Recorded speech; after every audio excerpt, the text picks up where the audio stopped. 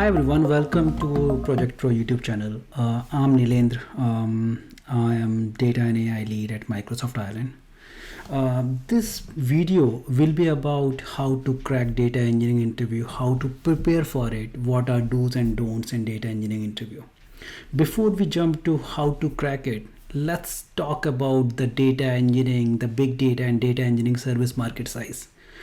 For this video, I've did some research, and what I've found out, each and every article, each and every research is talking about one thing, that data engineering will grow exponentially in next few years. For example, this particular report from Digital Journal is saying that, okay, it is expected that data engineering and big data marketing services, big data engineering services will grow at a rate of 23.4% during 2021 to 2027. Another report, it's saying the same thing. The report from Research and Markets is showing that, okay, in 2018, the market size of data engineering services was 34.47 billion, and in 2023 it will grow to 77.37 billion at a rate of 17.6%, right? Another report from Data Bridge Market Research is showing the same thing, that okay, from 2022 to 2029 the market of data engineering and big data services will grow exponentially. There are n number of research reports available in the market which are showing the same thing. And why I'm starting this topic with these researches, because there is immense requirement, there is immense demand for data engineers in the market, and it's the right time for everyone to start preparing for it. If they are in data engineering field, the market is hot. If there is non-data engineering field and they are wishing and they are willing to transform themselves into data engineers, it's the right time. So prepare for it. Okay. Further research is showing that, okay, it's not specific to any geographical area. Data engineering service market is growing everywhere. In Europe, North America, APAC, Latin America, Middle East, everywhere it's growing. The growth percentage is almost same everywhere, and specifically when I talk about India, the market size in 2022 of data engineering services was 18.2 billion, and it is predicted to grow to 86.9 billion by 2027 at a rate of 36.7%. When we talk about the major industries, and this is important from this topic point of view, the major industries are banking and insurance, which are giving jobs to data engineers, and they are generating 37.7% jobs, right? Numbers you can see here that, okay, there are in the last week of May, this report is from May, 36,000 jobs were generated for data engineers. They were posted in the job portals, right? When we talk about key skills, and I will be covering it in detail, one thing which is important, I won't be covering the first 2 points. SQL is the most popular programming language among the data engineers. So, and 100% of them being able to work on it. I will be covering this in detail, but from interview preparation point of view, SQL is a thing. I will be emphasizing it again, but yeah, I just want to bring it here. Demand market, again the same thing. Data engineering market projection will grow. So it's the right time. Okay. So now one thing, what we have seen so far, that there is immense demand for data engineering professionals, right? So the question is now how you guys can prepare for data engineering interviews, right? So let's start with it. I will be covering this in 4 or 5 points. The first point will be resume or your CV. The second thing is which programming language you need to know and what should be the depth of those programming language. The third thing is around your behavioral questions, right? What behavioral or communication or stakeholder management, cultural fit type of question which you guys need to prepare. Fourth is your data engineering, and fifth, which is very vast, about your passion for data engineering, right? So let's start with your resume. So first thing, regardless whether it's a data engineering interview or non-data engineering interview or general software engineering interview, resume is a key thing to get yourself shortlisted for the interview. One thing I know, because I have been a hiring manager for lot of jobs. One thing I know, which recruiter came back to me, that okay, for one job there are thousands of people applying for the job, and out of these thousand only 15 or 20 people are shortlisted. So you can see the percentage. If your CV is perfect, then you will be in this 50 or 20 people. So it means, and I use the analogy with a lot of folks, that if your CV is shortlisted, 50% of your interview is already cracked, right? So now the question is how to make sure that your CV is shortlisted. So the first thing about your CV is that it should be precise and clear. It should not be generic. You cannot use the same CV for different companies. If it is product based company, you need to go for different CV. If it is consulting based company, you need to go for different CV. So the first thing in your CV is your vision, like what value you are bringing to that company. So the first few lines should be about that, right? The second thing what I like to in CVs are, what skills do you have? And when I talk about the skills, you need to change these skills according to the company. So if in a job description they mentioned that okay, they need a Spark, then you need to put Spark on the top, right? And you need to rate yourself in Spark, that okay, I'm intermediate, or I'm beginner, or I'm advanced, right? So you need to list down all the technical data engineering related thing what you know, and you need to rate them. Third thing, which is very important, is you need to mention 2 or 3 projects, end-to-end projects, and it should start from the business use case, the business problem, what you guys were trying to solve. The second thing, which technical stack you have used, and the third thing is what you have done, right? What was your role? So the first 2 points about the end-to-end project will be the bigger thing, what your team was doing, but the third thing is what you did.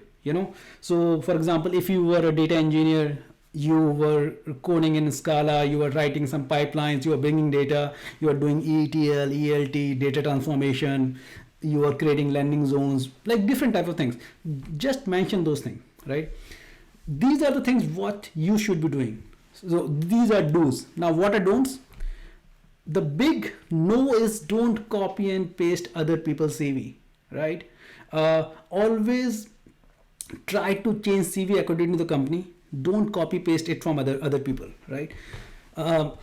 What happened that sometimes you just copy paste few things from other person's CV, and even though your interview is going fine, and if interviewer had asked question from that particular thing, you are blank and you are gone, right? So just be sure that you don't do it.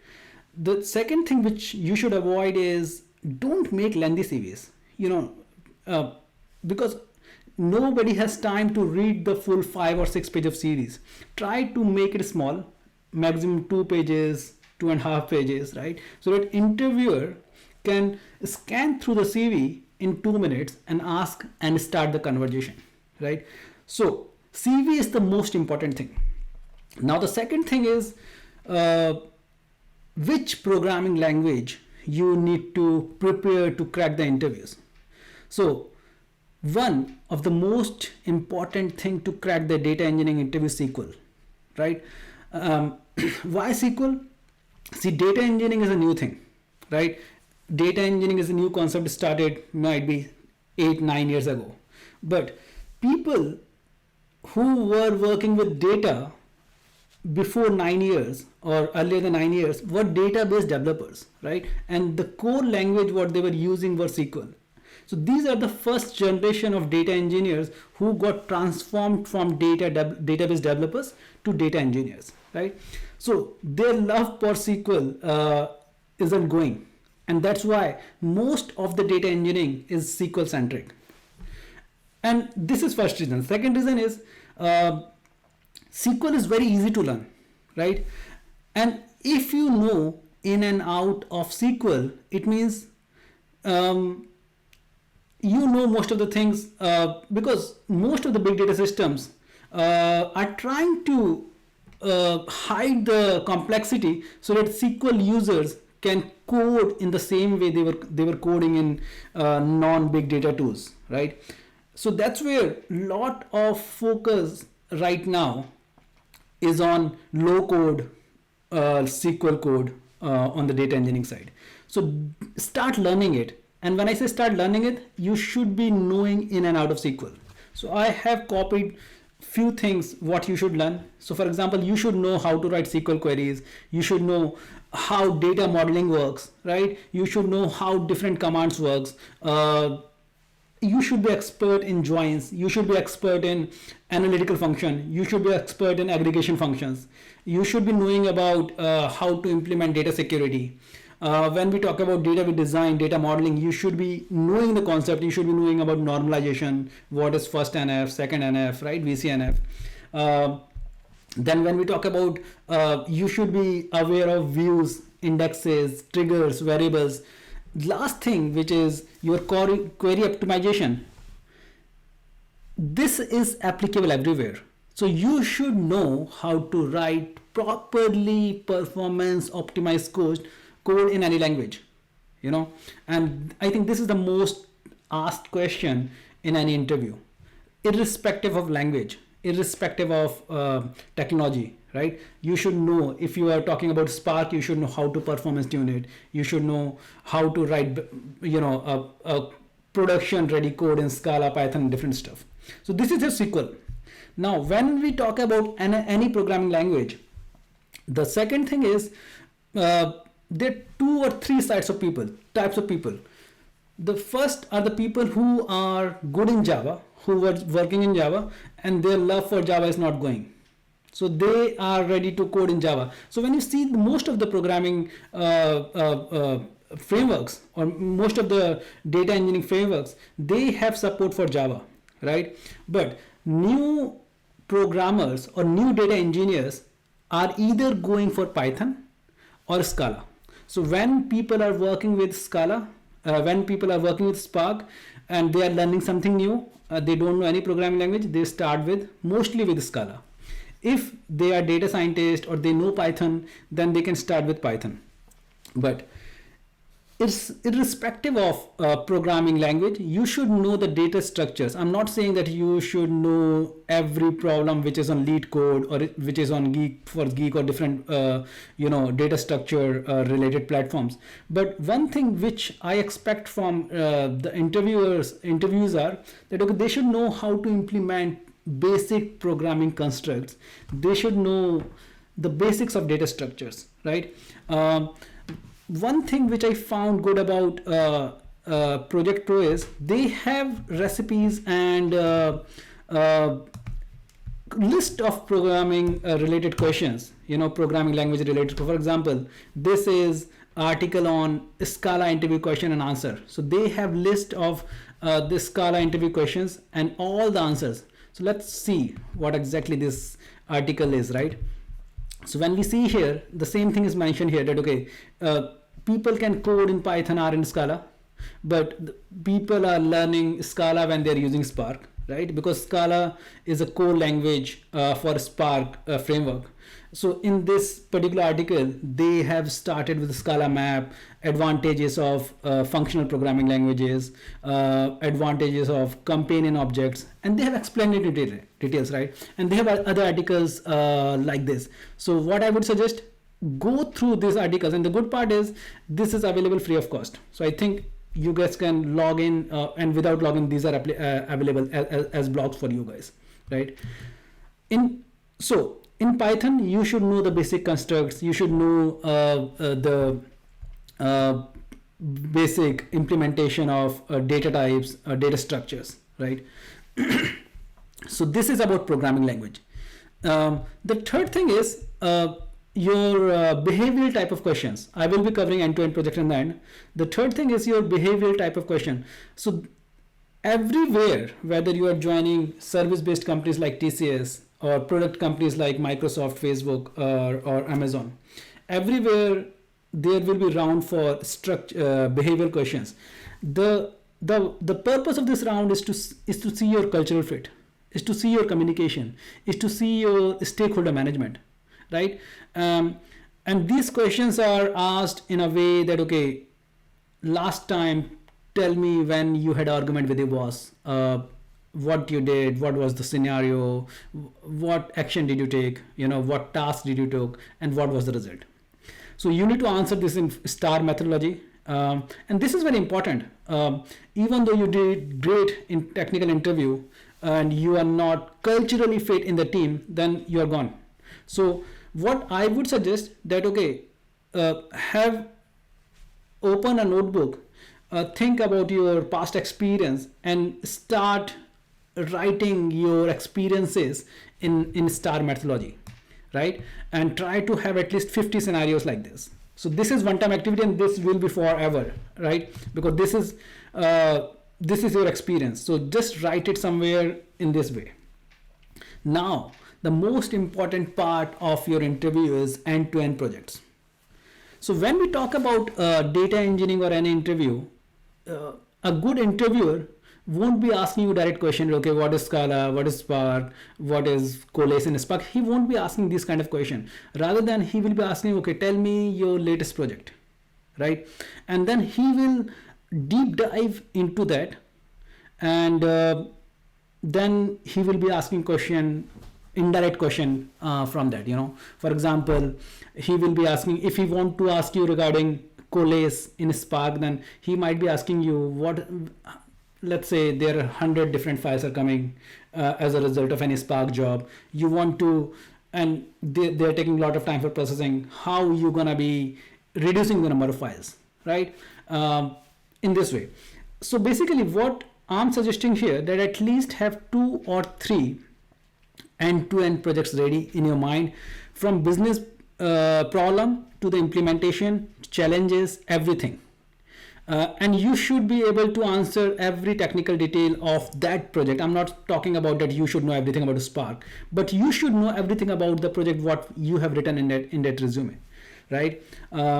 Now, coming to end-to-end projects, if you are working in data engineering already, well and good, use your end-to-end projects from the previous experience. If you are not in data engineering field, or if you are a fresher, or if you are changing your domain, then Project Pro has created hundreds of end-to-end projects, right? For example, let me walk you through it, because I really like this website. So when you go here and you go for data engineering, so basically I have chosen here data engineering. So it has project for Apache Hadoop, Hive, HBase, Pig, SDFS. So let's see if we want to use SDFS project, if we want to see SDFS project, right? So when we go for project details, what it will show here, that okay, what we are using in this project, like which problem we are solving, like for example, small file problems, CLI, and scope, and input split, whatever, different, like they are covering everything, right? What we have covered in this project so far. The second thing which I liked about is this, they will be covering the projects from the business point of view, that okay, what is the business problem we are planning to do. The third thing is they will be giving you the project code. So for example, they will be giving you the data sets, they will be giving you the sample code, so that you can deploy this project into your local, and you can have your hands on all the things what you are writing on your resume, so that you can have confidence. So this all will be shared with you, right? And then at the end you will have so this is properly implemented, and you will have all the videos which are explaining to you what exactly and how exactly this project has been implemented. Okay, so this is how and if you like, there are 250 projects here, you can have 2 or 3 projects which might correlate with the experience in the company what you're working for, right? So go through it. Last thing, which is very vast, is passion. One thing which I see when I interview people, that okay, see, data engineering is a new thing, you guys know. Every day a new technology is coming in data engineering. how as a data engineer your zeal for learning is there, how passionate you are for data engineering, you know. So one thing which is very important in interviews, how excited you are about this job, how excited you are about data engineering itself. And one thing is very common, that okay, if you love the subject, interviewer will come to know, because he can read, he can see, he can see the passion in, like, about the subject, right? So this is all about how to prepare for it. Obviously in 15 minutes this is what we can cover, but one thing and last thing is, there is no right or wrong time to prepare for the interview. You should be preparing for any interview all the time. You should be interview ready, right? So I wish you all the best for your next interview, and please get in touch with me. I'm more than happy to help you guys. Thank you. Project Pro, the only solution for solved industrial grade projects.